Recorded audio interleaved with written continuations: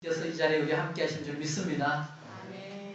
오늘 요한복음 15장 1절로 17절 말씀 가지고 예수님과 우리의 관계에 대해서 함께 나누고자 합니다. 오늘 본문은 포도나무와 가지 비유로 알려져 있습니다. 예수님은 자신을 참 포도나무에 비유하시고 하나님은 농부에, 또 제자들, 나아가서 우리들은 가지에 비유하십니다. 그런데 이 말씀에 보시면 가지에는 두 종류가 있습니다. 어떤 가지가 있을까요? 2절 말씀 한번 보시겠습니다. 2절 말씀 같이 한번 읽으실까요? 무릇 내게 붙어있어 열매를 맺지 아니하는 가지는 아버지께서 그것을 제거해 버리시고, 무릇 열매를 맺는 가지는 더 열매를 맺게 하려 하여 그것을 깨끗하게 하시느니라. 아멘. 가지에는 열매 맺지 못하는 가지와 열매 맺는 가지가 있습니다. 다른 말로 하면 버려지는 가지가 있고 남겨지는 가지가 있습니다. 농부가 보기에 쓸모없는 가지는 잘라내 버리는 것입니다. 이야기를 하나 하겠습니다. 어느 회사에 직원 한 명이 몸이 아파서 병원에 입원하게 되었습니다. 며칠 뒤에 동료들이 그를 찾아와 위로를 했습니다. 회사 일은 걱정하지 않아도 돼. 우리가 있잖아. 얼른 훌훌 털고 일어나게. 그러자 그 직원이 이렇게 말합니다. 미안하군. 내가 아픈 바람에 괜히 자네들의 일만 늘어났지. 그러자 옆에 있던 바른말 잘하기로 소문난 동료 하나가 이렇게 말합니다.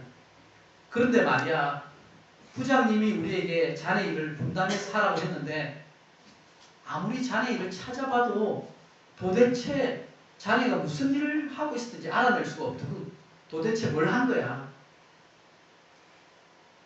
이런 사람은 잘립니다. 우리는 잘리는 가지가 되지 않기를 소원합니다. 열매 맺는 가지가 되기를 원합니다. 열매 맺는 가지는 하나님으로부터 손질을 받게 됩니다. 더 많은 열매를 맺도록 가지를 잘 다듬어서 깨끗하게 하십니다. 첫 번째 경우는 버려지는 것이었지만 두 번째 경우는 열매를 더 맺기 위해서 손질을 받는 것입니다. 근데 두 경우 모두 아픔을 느끼게 됩니다. 사랑하는 여러분, 하나님께서 우리를 고치실 때 아픔이 있을 수 있습니다. 의사가 환자를 진단하고 큰 병이 있는 경우에는 고치기 위해서 어려움을 무릅쓰고 수술을 합니다. 그런데 의사의 손길을 피하고 그대로 있겠다고, 치료 과정이 힘들다고 병든 상태로 살아간다고 하면 얼마 못 가서 죽을 수도 있습니다.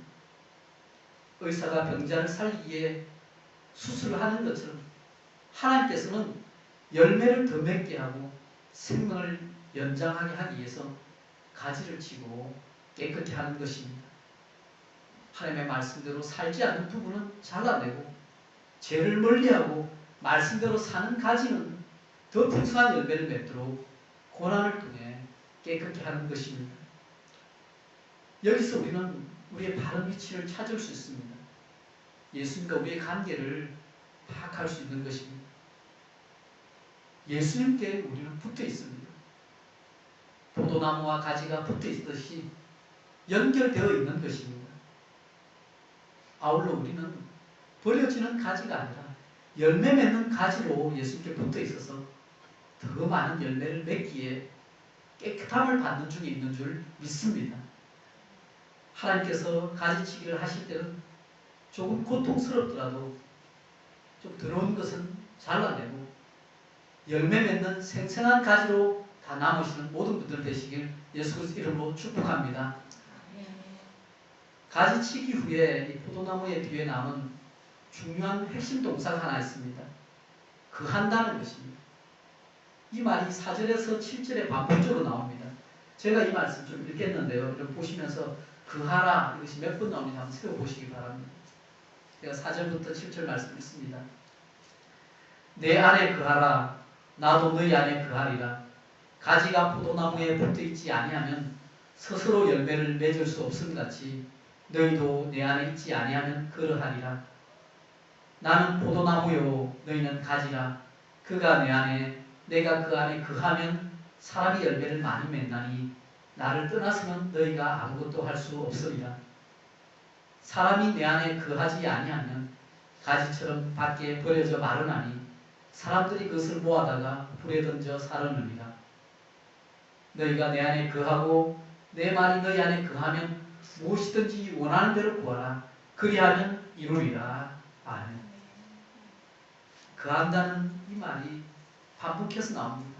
그런데 거한다는 이 말의 뜻은 지속적으로 거주한다는 그 의미를 담고 있는 것입니다.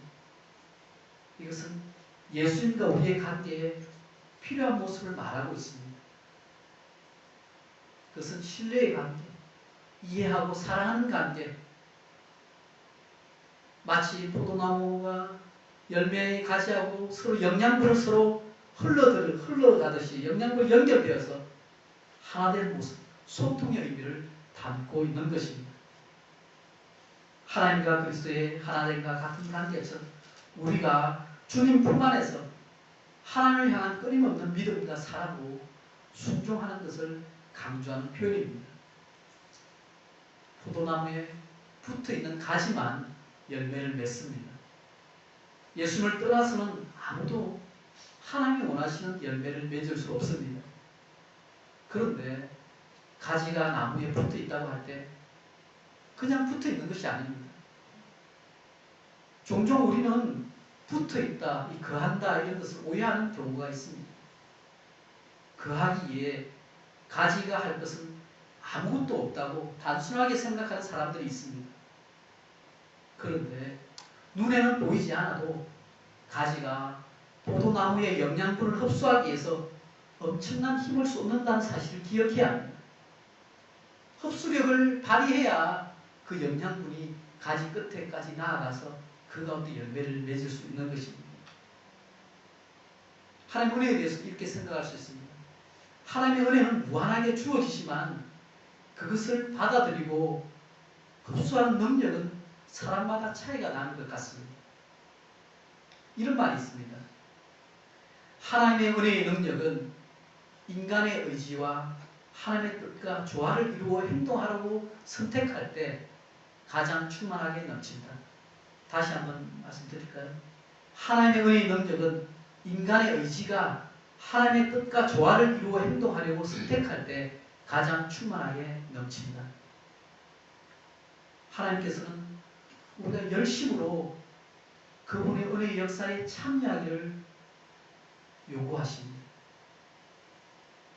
특히 오늘날과 같이 분주하고 우리의 시선이 다양한 것에 빼앗길 수 있는 이런 시대 가운데서 더욱 한자리에 머물면서 하나님의 은혜를 찾기 위해서 한 곳에 거하기 위해서는 얼마나 많은 노력이 필요하고 고군분투를 해야 하는지 우리는 잘 알고 있습니다. 사랑하는 여러분, 우리가 주님 안에 있는지, 내가 제대로 거하고 있는지, 말씀의 영양분을 잘 흡수하고 있는지, 열매를 맺고 있는지 확인해 보기 원합니다. 그럼 7절 말씀 한번 보실까요? 7절 말씀 우리 같이 한번 읽습니다. 너희가 내 안에 거하고 내 말이 너희 안에 거하면 무엇이든지 원하는 대로 구하라. 그리하면 이루리라. 아멘. 이 말이 무슨 뜻일까요? 이 말은 예수님과 제자들과의 관계, 즉 예수님과 우리의 관계는 연합된 관계라고 말하는 것입니다. 오늘 말씀에 거하라는 그 뜻이 주님과 연합하라, 하나 되라는 뜻인 것처럼 우리가 예수 안에 거하고 예수 말씀 우리 안에 거할 때 우리의 기도가 응답도 받게 되고 우리의 삶이 하나님의 뜻과 일치된 그 결과를 거두게 되는 것입니다. 예수 믿기를 계속하여서 그분과 한 몸처럼 머물며 살기를 지속적으로 그렇게 유지하라는 말씀입니다. 믿음의 개념으로 바꿔 생각해 보면 과거에 한번 내가 예수 믿었다. 그러면서 지금은 믿은 것을 까맣게 잊고 지내는 것이 아니라 지속적으로 예수님을 믿고 살아가는 것을 말합니다. 그래서 과거의 믿음과 함께 현재의 지속적인 믿음과 또 앞으로도 계속해서 믿음으로 믿음 가운데 하나님을 붙잡고 살아간다는 그 전제가 담겨있는 말씀입니다. 저는 이 거한다는 말을 이렇게 생각해 보았습니다. 하루를 지내는 동안 주님의 말씀을 가지고 계속해서 묵상하는 것입니다. 길을 걸을 때도, 운전을 할 때도, 밥을 먹을 때도 주님의 말씀이 생각의 중심 자리를 차지해서 다른 것에 정신을 팔지 않는 것입니다. 제가 설교를 준비하면서 그렇게 지내다 보니 이 말씀을 중심으로 모든 것이 정리가 되는 것을 느꼈습니다. 우선순위가 말씀이 되는 것이지요. 그런데 우리가 솔직하게 얘기해서 모든 시간을 이렇게 하며 살아가는 것은 쉬운 일이 아닐 것입니다. 특히 바쁜 일가로 분주한 가운데 말씀을 중심의 자리에 놓는 것은 더더욱 힘들 것입니다. 그런데 최소한 하루에 몇 분이라도 우리가 예수님을 생각하며 성령님이 우리와 동행한다는 사실을 기억하며 보내는 그런 시간을 떼어놓기를 소원합니다. 최소한 몇 분일지라도 그 시간을 떼어놓을 때 그 시간을 통해서 남은 시간을 우리 하나님 중심으로 살아갈 수 있는 힘을 얻게 되는 줄 믿습니다. 아무리 예수님을 따르는 제자들이라 해도 예수님과의 관계 속에서 계속 머물러 있지 않으면 그들 스스로는 어떠한 열매도 맺을 수 없게 됩니다. 복음서에 보면 이런 신뢰를 확인할 수 있습니다. 예수님께서 공생의 사역 중에 또 12제자를 파송했을 때, 또 70인을 파송했을 때 그들은 곳곳에 다니며 복음을 전하면서 병을 고치면서 예수님께서 이 땅에 오셔서 사역하신 그대로 그들도 동일한 사역을 감당했습니다. 그런데 변화산상에서 예수님과 또 3명의 제자들이 함께 올라가서 기도하고 내려왔을 때 그 산 밑에 있던 제자들은 귀신 들린 아이를 고치지 못해서 당황하고 있었습니다. 그래서 예수님께 내려오셔서 그 귀신 들린 아이를 고쳐주신 후에 제자들에게 묻습니다. 또 제자들이 예수님께 묻고 답하죠. 어떤 일이 있습니까? 제자들이 우리는 어찌하여 그 귀신을 쫓아내지 못했습니까? 그렇게 묻죠. 그때 예수님께서 이렇게 답하십니다. 기도 외에 다른 것으로는 이런 종류가 나갈 수 없느니라. 그게 예수님 사역의 비밀이 나옵니다. 예수님께서는 철저히 하나님을 의지하는 그 믿음 가운데 열매를 맺고 계셨던 것입니다. 그런데 제자들은 어느 순간 자신들도 예수님으로부터 파송받았을 때는 그때는 동일하게 예수님 하신 그 기적을 행했습니다. 그런데 어느 순간 과거의 경험을 의지해서 옛날대로 하면 되겠지. 자신들의 힘으로 하려고 했지 기도하고 하나님을 의지하는 것을 놓쳐버렸던 것입니다. 종종 이런 생각을 우리가 가지고 있죠. 나도 왕년에 다 해봤어. 그렇게 하면서 이전의 자리에 머무르는 것이 우리의 문제가 될 수 있는 것입니다.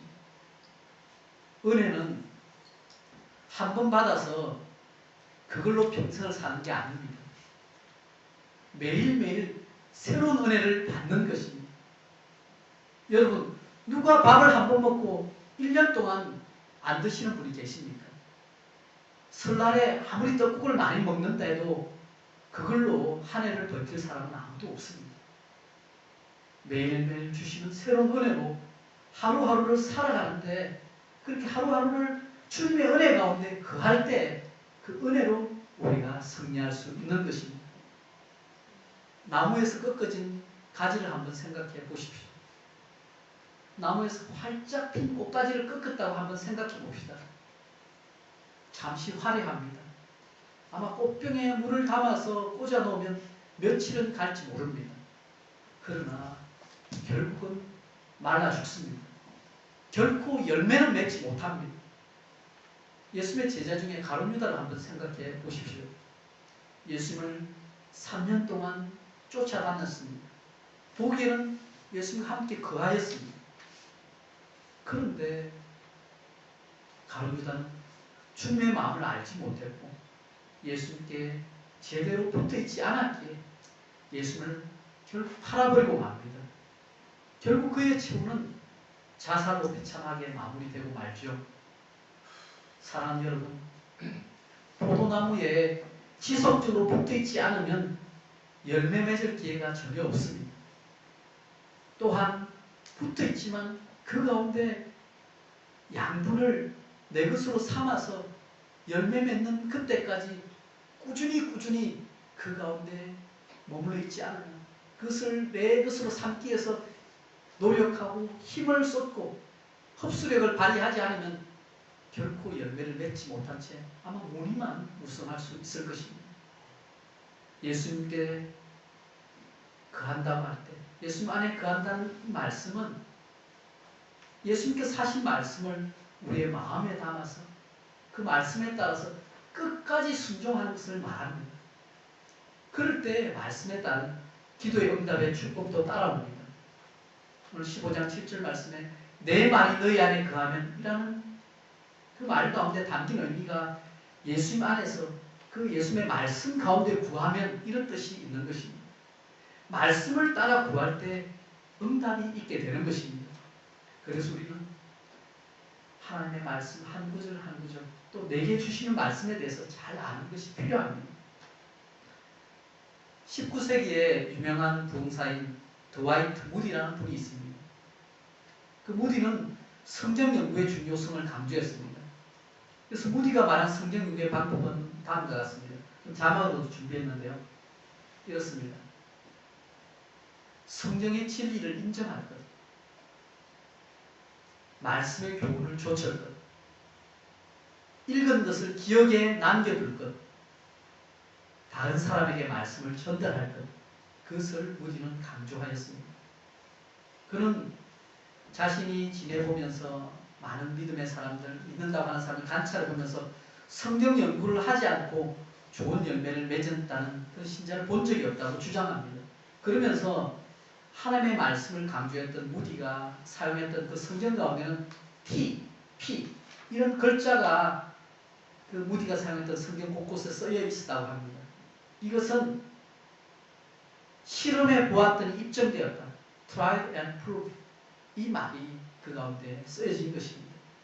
그는 하나님의 말씀이 진리의 말씀인 것을 알고 자기 생활에 적용해 보았더니 그대로 하나님의 말씀이 증명되었다. 그 사실을 성경 말씀에 남겨놓은 것입니다. 사랑하는 여러분, 우리가 열매 맺는 사람이 되기 위해서는 하나님의 말씀을 먼저 지녀야 합니다. 하나님의 말씀 능력이 있습니다. 히브리서 4장 12절 말씀에 이렇게 말씀하시죠. 하나님의 말씀은 살아있고 활력이 있어 좌우의 날선 어떤 검보다도 예리하여 혼과 영과 및 간절과 골수를 찔러 쪼개기까지 하며 또 마음의 생각과 뜻을 판단하는 이 말씀을 중요한 말씀의 중요성을 우리에게 들려주시는 말씀입니다. 아마 이 날선 검이라고 했는데 오늘날 말하면 수술대의 메스처럼 의사의 손에 들려진 그 칼처럼 예리한 칼처럼 우리의 잘못된 부분을 잘라내고 우리를 치유하고 생명을 연장시키는 말씀이 될 것입니다. 여러분에게는 어떤 말씀이 마음에 새겨져 있습니까? 무디처럼 실험해볼 어떤 말씀을 가지고 계십니까? 각자에게 주시는 하나님의 말씀을 가지고 그 말씀대로 순종할 때 열매를 맺게 되는 줄 믿습니다. 이어서 예수님은 우리를 사랑의 관계로 초청하십니다. 9절 10절 말씀 한번 보겠습니다.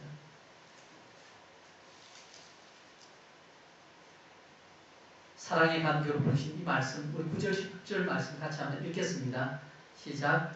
아버지께서 나를 사랑하신 것 같이 나도 너희를 사랑하였으니 나의 사랑 안에 거하라. 내가 아버지의 계명을 지켜 그의 사랑 안에 거하는 것 같이 너희도 내 계명을 지키면 내 사랑 안에 거하리라. 아멘. 예수님과 우리의 관계는 사랑의 관계입니다. 예수님께서 우리에게 요구하시는 사랑은 감정적인 사랑, 입술로 고백하는 사랑을 뛰어넘습니다. 예수님께서 말씀하신 사랑은 계명을 지키는 실천적인 사랑 아닙니다. 예수님은 말로만 우리를 사랑하신 것이 아닙니다. 우리를 위해 자신의 목숨을 내놓으실 정도로 그 정도로 사랑하셨습니다. 따라서 예수님께서 우리에게 사랑하라고 하는 것은 말씀 그대로 내 이웃을 내 몸과 같이 사랑하는 실제적인 사랑을 말합니다. 예수님을 사랑한다 고백할 때 그 예수님의 사랑을 또 우리가 제대로 받았는지 알 수 있는 비결은 서로 사랑하는 것에 달려 있습니다. 그런데 이 말씀대로 순종하는 것이 쉽지가 않습니다. 그래서 서로 사랑하기보다는 내 마음에 드는 사람만 골라 사랑하면서 진짜 순종하는 것이 흉내를 냅니다. 자기가 손해보지 않을 정도로만 사랑하고 이익이 전혀 없을 때는 언제 그랬나는 듯이 뒤로 빠지는 게 우리의 모습입니다. 제 개인적으로 보면 신앙이 어릴 때 하나님의 말씀에 참 순종을 잘했던 것 같습니다. 그 당시는 예수님 믿고 나서 너무 좋아가지고 그 예수님의 사랑에 눈이 멀었던 것 같아요. 그랬을 때 내게 주어지는 말씀대로 그대로 순종하면서 또 진짜 테스트해 보니까 시도해 보니까 그대로 응답되는 경험도 많이 했습니다.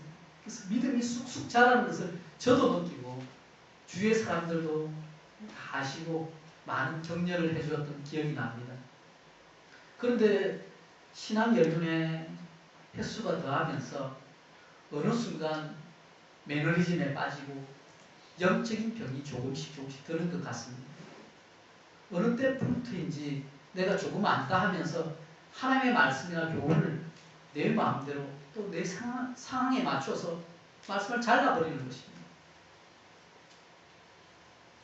우리가 말씀을 대하다 보면 듣기 편한 말씀과 듣기 힘든 말씀이 있지 않습니까?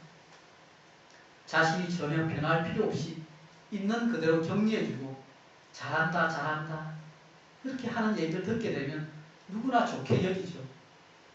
그런 듣기 편한 축복의 말씀, 위로의 말씀만 있다면 얼마나 좋겠습니까? 그런데 하나님께서 들려주시는 말씀이 모두가 다 달달하지는 않습니다. 종종 우리가 듣기에 힘든 말씀도 들려주십니다. 그럴 때 우리가 어떻게 말씀을 대하는지가 우리가 잘할 것인지 아니면 그 상태에서 멈추게 될 것인지를 보여줍니다. 그때 말씀을 듣지 않고 무시해버리고 순종하지 않으면 말씀을 통해서 얻을 수 있는 유익을 얻지 못하게 되는 거죠. 그런데 그 말씀대로 이렇게 순종하지 못하고 그 말씀대로 실험을 해보지 않았으니 그 결과를 증명해볼 길도 영영 사라지게 되는 것입니다. 우리는 본능적으로 자신에게 변화를 요구하는 그런 말씀을 듣기 싫어합니다. 잔소리를 여기고 무시하고 싶고 순종하기 싫게 됩니다. 그것이 인간의 제약된 성향인 것 같습니다. 우리를 깨우치는 듣기 싫은 말씀은 그냥 덮어버리고 싶고 차라리 안 들었으면 갈등이라도 하지 않지 그렇게 생각하면서 말씀 전하는 사람을 원망하기도 할 것입니다. 그런데 그것이 우리가 들어야 하는 하나님의 말씀일 수 있습니다. 최근에 제가 어떤 영상을 하나 본 적이 있습니다. 세상을 바꾸는 시간이라는 프로에서 그 강의 제목이 나와 가장 다른 사람이 내게 가장 필요한 사람입니다. 이런 제목의 강의를 보았습니다. 우리는 나와 맞지 않는 사람들을 만나면 불편하게 여기고 저 사람은 왜 저래 하면서 자신의 기준으로 평가해버리고 피하기 쉽습니다. 그런데 나와 다른 사람의 모습을 통해서 내게 없는 것을 발견하고 성숙하게 되는 계기로 삼게 되면 그 사람이 가장 내게 필요한 사람이 된다는 그 강의였습니다. 마찬가지로 내가 듣기에 불편한 말씀, 나를 행동하도록 요구하는 말씀, 변화를 하도록 깨우치는 말씀이 내게 가장 필요한 말씀이 될 수 있는 것입니다. 사랑하는 여러분, 우리를 사랑하는 하나님이 우리가 불편함을 알고도 우리에게 꼭 필요하기에 우리에게 주시는 말씀이 있을 수 있습니다. 내가 듣기에 불편해서 가만히 있지 못하게 만들고 행동을 요구하고 변화와 순종을 요구하는 말씀이 주어질 때 그때 듣고 존중하고 순종할 때 그때 하나님이 역사하십니다. 그때 우리의 믿음이 자라게 되는 것입니다. 저에게도 좀 듣기 힘든 부담스러운 말씀이 있습니다. 우리 교회의 영적, 질적 부흥과 수적 부흥을 위해서 기도하는 가운데 담임 목사가 잘해야 한다는 그 성령님의 음성입니다. 목회자가 잘할 때 교회는 든든히 서갈 수 있는 것입니다. 근데 참 이게 맞는 말인데 얼마나 부담되는지 모릅니다. 깊이 있는 말씀 묵상 가운데 살아있는 생명의 말씀이 잘 전거되기를 기도하고 있습니다. 개인적으로는 하나님께 받은 사랑은 많은 것 같은데 표현을 잘 못해서 답답할 때도 많습니다. 그런데 은혜 받은 것을 잘 간직해서 잘 표현하고 나눌 수 있도록 기도를 부탁드립니다. 예수님과 우리의 관계는 사랑의 관계로 이어져 있습니다. 이 사랑이 나누어지기를 원합니다. 저는 우리 교회가 진정으로 주님을 사랑하고 서로 사랑하는 관계로 세워져가는 소망이 있습니다. 형식적으로 사랑합니다, 축복합니다, 인사하는 관계를 넘어서서 서로의 삶을 나누고 마음과 감정을 나누고 힘든 일이 있을 때는 서로를 위해서 간절히 기도해주고 좋은 일이 있을 때는 함께 기뻐하는 가족 같은 공동체가 되기를 원합니다. 이 한 주간도 주 안에서 그 풍성한 사랑을 누리고 그 사랑을 나눈 자리까지 나아가길 소망합니다. 마지막으로 예수님께서는 제자들을 부르시는데 종의 관계가 아니라 친구 관계로 이끌어 주십니다. 14절 15절 말씀입니다. 제가 말씀을 읽겠습니다. 너희가 나의 명하는 대로 행하면 곧 나의 친구라. 이제부터는 너희를 종이라 하지 아니하리니 종은 주인이 하는 것을 알지 못합니다. 너희를 친구라 하였노니 내가 내 아버지께 들은 것을 다 너희에게 알게 하였습니다. 아멘. 예수님은 자신의 말한 대로 행하는 제자를 친구라고 불러주십니다. 종은 주인이 하는 것을 다 알지 못하지만 마음을 나눈 친구는 더 많은 것을 압니다. 예수님 당시에 그 랍비는 그 제자들을 종으로 간주했습니다. 그런데 예수님께서는 지금 종이 아니라 친구로 우리를 받아주십니다. 예수님께서는 하나님께로 들은 것을 제자들에게 다 알게 하시고 친구 관계로 이끄십니다.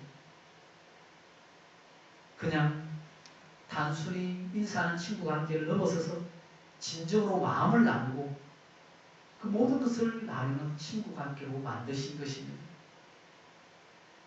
13절에서 예수는 사람이 친구를 위하여 자기 목숨을 버리면 이보다 더 큰 사랑이 없나니라고 말씀하셨는데 예수님께서는 이 말씀 그대로 정말로 그렇게 하셨습니다. 친구로 삼은 우리를 위해 목숨을 버리신 것입니다. 할렐루야. 사랑하는 여러분, 우리를 사랑하여 목숨까지 버리신 진정한 친구 되신 예수를 바라봅시다. 세상을 벗으로 삼지 말고 예수님을 친구로 삼으시길 바랍니다. 예수님은 친구를 위하여 목숨을 버리셨는데 과연 우리는 친구 되신 예수를 위하여 목숨까지도 버릴 수 있으신가요? 스스로 물어보시기 바랍니다. 말씀을 맺겠습니다. 예수님과 우리의 관계는 뗄래야 뗄 수 없는 포도나무와 가지의 관계입니다. 가지인 우리가 포도나무에 붙어 있을 때 열매를 맺게 됩니다. 예수의 말씀에 순종하고 그 사랑 안에 거할 때 자연스럽게 예수님이 맺기 원하시는 열매를 우리가 맺게 될 줄 믿습니다. 예수님과 우리의 관계는 사랑의 관계입니다. 예수님의 사랑 안에 머물며 또 우리도 그 예수를 사랑하며 그 사랑으로 이웃을 서로 사랑하며 살아가기를 원합니다. 예수님께서는 우리를 종이 아니라 친구로 부르십니다. 주님의 마음을 아는 진실한 친구로 하나님의 뜻을 이루어 가시는 삶 살아가는 우리 모두가 되기를 예수 그리스도 이름으로 축원합니다. 아멘. 기도하겠습니다. 사랑해 주님 감사합니다.